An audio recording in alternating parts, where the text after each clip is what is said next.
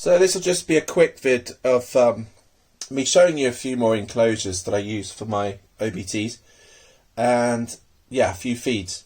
So yeah, we've got a bigger one here which you can still get from the spider shop.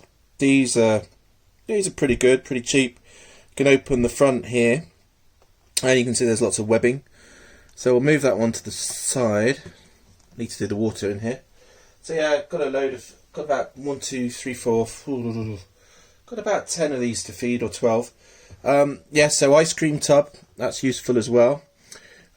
Tip here, don't make it so close to the lid like I did here, because I should have left a bit more gap. But I mean, that's just a minor point. And then these I really like for fossorials. Don't put so many holes in. I've put the holes in too much here. But I mean, there's a couple of inches. And I'll show you this one. Hopefully this one will feed. It's done some really cool webbing. And then, of course, you get these a lot. These are kind of free when you buy mealworms. I'll show you the mealworms. Yeah, so here are the mealworms. And, yeah, save those, because, I mean, these are always handy for putting crap in, or, in this case, not crap, a little OBT. So there's that one. And then the last one are these minestrone pots. I've shown you these before, and I use these for, you can use them for OBTs and also for arboreal slings. And I like arboreal slings, using them for arboreals, because they're quite small, and when you've got a small, what's it called, avicularia, you can just put a tiny little sprig of something in there, a little bit of bark, and the avicularia will do the rest and make a sort of hammock on top. Because you can get these 32-ounce ones from the spider shop, which are also very good. But these just, you know, if you're in the supermarket and fancy some soup, minestrone, I recommend. Yeah, so let's go on to the feeds. So as you can see, this one has molted, unless that is a dead tarantula, which is always a bit of a worry when you see a molt, because you think the damn thing is dead. But, sorry, it's not a damn thing, it's a lovely thing. So that's quite an old looking molt in there. We'll take that out. And we'll see if this one's hungry. This is the great thing when they've been in a sort of enclosure for a couple of weeks with fossorials, especially OBTs, is they'll make it really easy for you. You can see the worm is there, and wait a minute or so.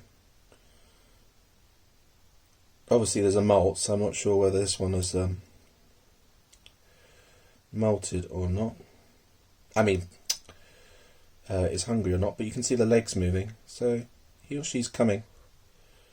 It's probably quite a small meal for this one. I'm going to leave in another worm. And I love the way they come out for their prey. You can get some really cool responses. Yeah, lovely blue feet. And then, here we go. They're always cool when they come out. Stunning. So yeah, what's not to like? Yeah, so this little one's got one. Let's see if you want another one, sweetie. Alright. Usually they'll kind of take it and then they'll disappear. We'll leave a little small one in there for you. So let's go on to the next. See, this little one is doesn't seem to care anymore. It just kind of sits on its web, and I've just lifted off the lid, and it's pretty chilled. It'll give me a little fret posture, this one, and it'll tell me, no, I don't want to feed, but we'll see if it wants this one. Oh, pretty cool. Great if you can tongue feed OBTs. I don't recommend it particularly. Well, if you get experience and stuff, then go for it. I mean, you can tongue feed Poecilotherias, etc., but it can backfire, especially if the tea doesn't eat. And this one, yeah, it's done lots of cool webbing. And I put 2 water dishes in because the first one, I don't know, something weird went wrong. So I had to put another one in, and it's kind of webbed it up. They're a bit annoying where they web up the water dish, but they're quite a dry species, as you know. So it doesn't matter so much if you forget to water them, but I'd say water. Check it. You've got to check every week with OBT basically. So let's go on to the next.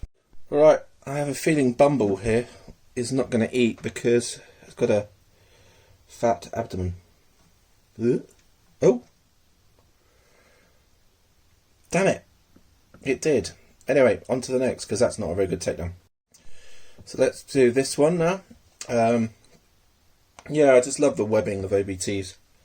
It's just such a cool thing to see all their little webs. I mean, they really do web. And what is not to love about a webber?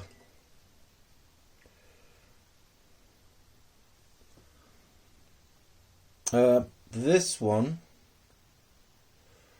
I'm guessing, is pre-molt.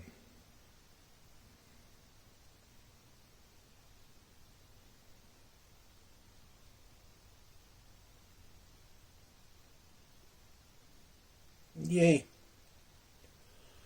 There you are, sweetie. Oh, camera's not quite there. So it's not pre-molt, but it's getting there. And off we go. On to the next. This is a really cool one to finish on because it's molted and looking splendid. So, yeah, a few of them are molted over Christmas.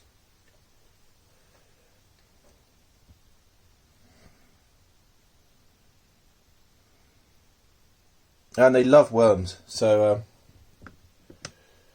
pretty easy to feed really.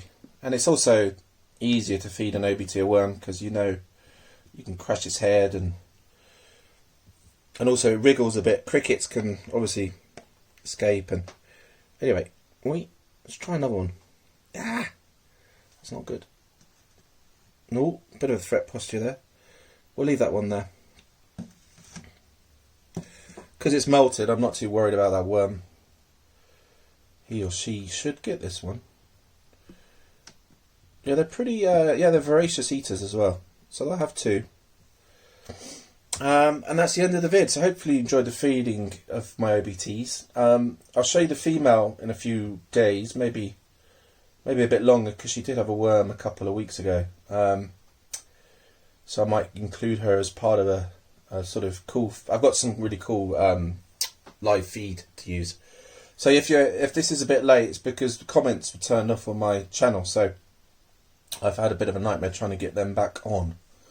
Thanks YouTube. Cheers. Anyway, have a good week. Ta-ra.